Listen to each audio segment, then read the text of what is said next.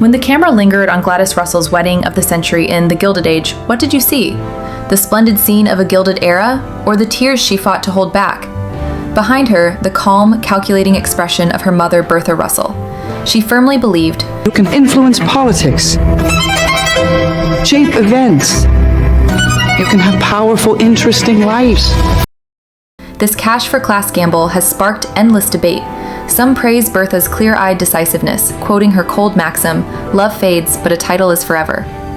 Others angrily condemn her for sacrificing her daughter's lifelong happiness to complete her own social ascent.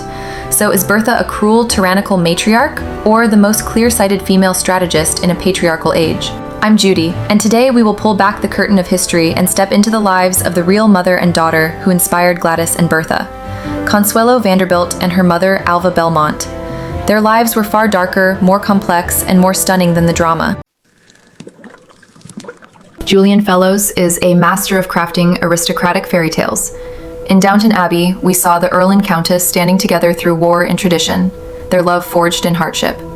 In The Gilded Age, Mr. Russell's devotion to his wife borders on obsession, a textbook, fiercely protective husband. These idealized romances, wrapped in lavish balls, intricate etiquette, and exquisite gowns, have led many to fantasize about strategic marriages. But reality is cold, like ice. In real life, Consuelo Vanderbilt's wedding of the century was a pure transaction, and the architect of this elegant tragedy was her mother, Alva. It all began with a scandalous divorce that rocked America, one as shocking in its day as Charles and Diana's was in ours. The real Vanderbilts were no Russell couple. Their marriage was already a hollow shell full of secret lovers and icy distance.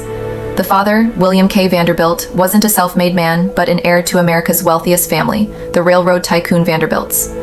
In the summer of 1894, after 20 years of marriage, William demanded a quiet divorce from Alva, for the sake of his Parisian mistress.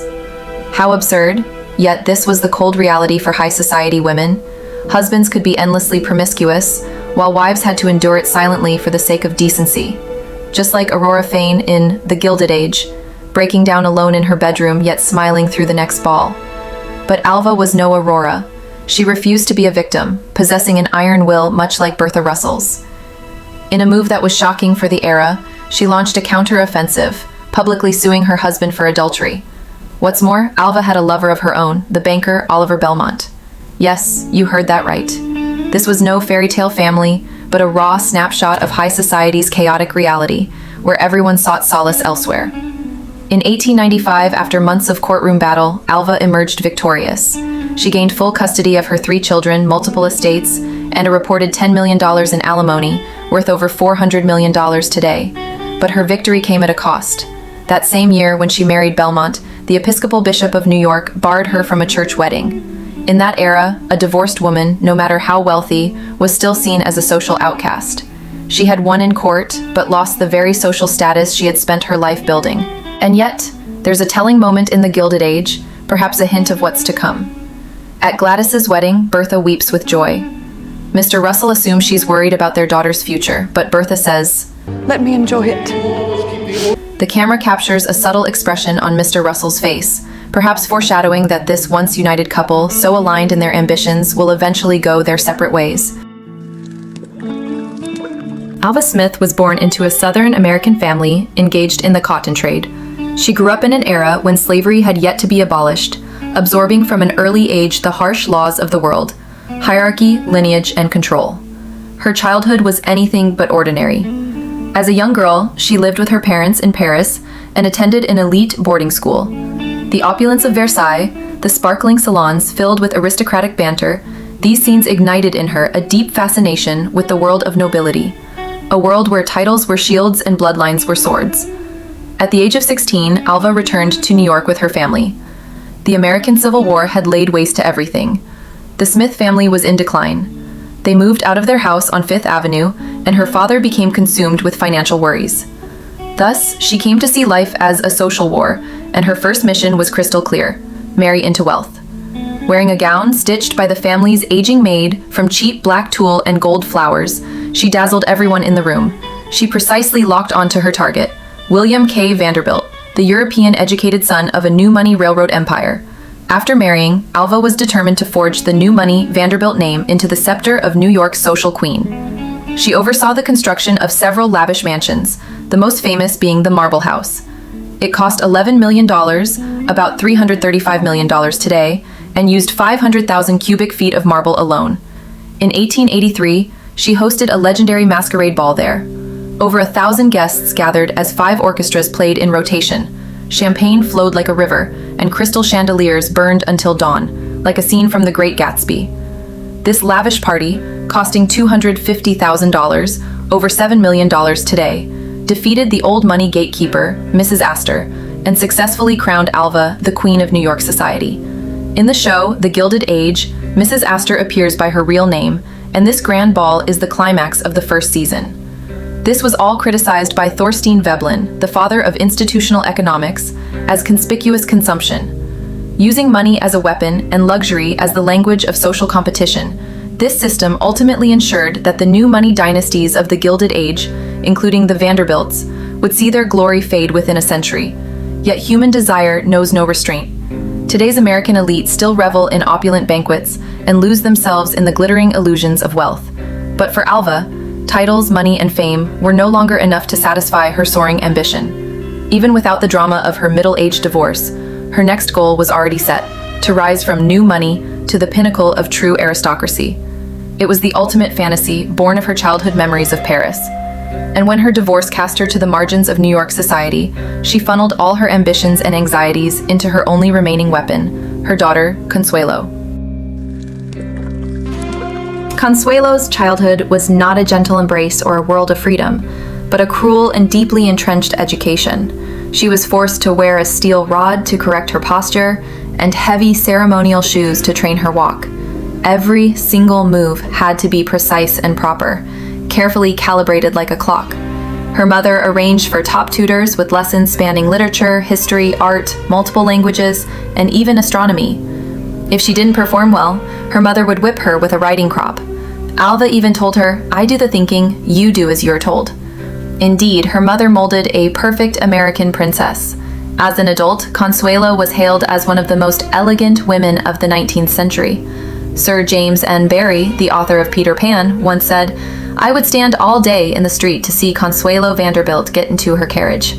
Although Consuelo was forbidden from attending university, she passed nearly every course from Oxford and Cambridge, the result of Alva's hand-picked tutors and custom-designed curriculum.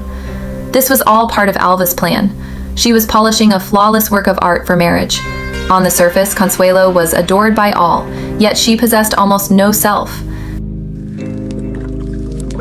To make the ultimate social leap, Alva took her daughter across the ocean to London, the center of the world at the time. She hired a famous matchmaker and finally found the perfect candidate, the 9th Duke of Marlborough. He was a close relative of the British royal family, a cousin of Winston Churchill, and most importantly, the owner of Blenheim Palace, the only non-royal, non-church-owned country house in England with the title of palace. Built by Queen Anne in the 18th century to reward the first Duke of Marlborough for his victory at the Battle of Blenheim, it was a symbol of the family's glorious history. However, what the Duke inherited was an empty shell on the brink of bankruptcy.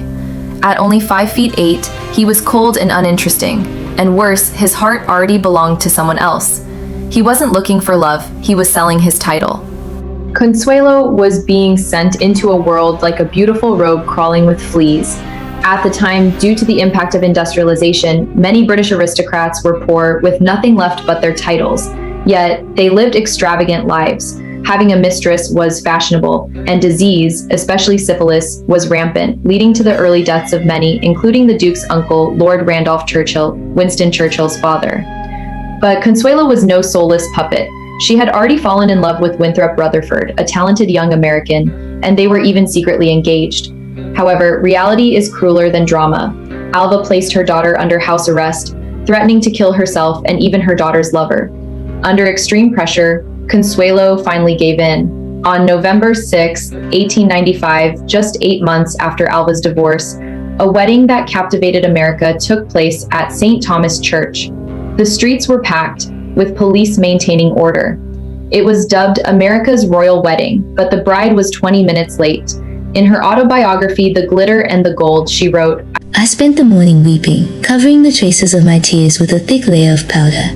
People finally realized this wedding was more like a dark fairy tale. The bride had tears on her face, and the groom barely glanced at her. Life magazine soon published a now famous satirical cartoon, a blindfolded priest marrying a tearful bride, bound and imprisoned by her mother.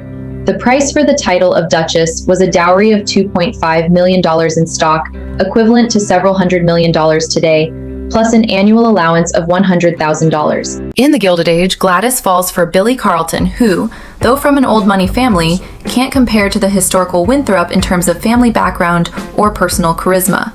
Winthrop was a descendant of a founding father, and his family remains a pillar of the American elite even after a century.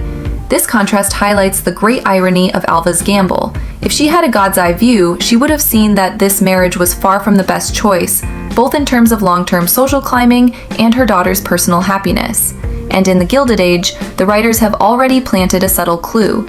Bertha begins to publicly support Aurora Fane, a divorcee shunned by high society. This isn't just a display of her rebellious nature, it foreshadows her own future, that Bertha herself may one day follow the same path as her historical counterpart, Alva. This wedding of the century seemed to be the pinnacle of Alva's life strategy, but the world at her feet was about to change drastically. The guns of World War I would redraw the map of Europe, and the center of the world would shift from London back to New York. A magnificent American century was about to begin. And this change was not just another Gilded Age of flaunting wealth, but a deeper, broader, progressive movement, with women's rights and suffrage at its forefront. When the old world's aristocratic order crumbled, would the title Alva bought with her daughter's happiness still be worth anything? As the women of a new era began to find their voices, how would Consuelo, who had been polished like a work of art by her mother, find her own and launch a stunning counterattack?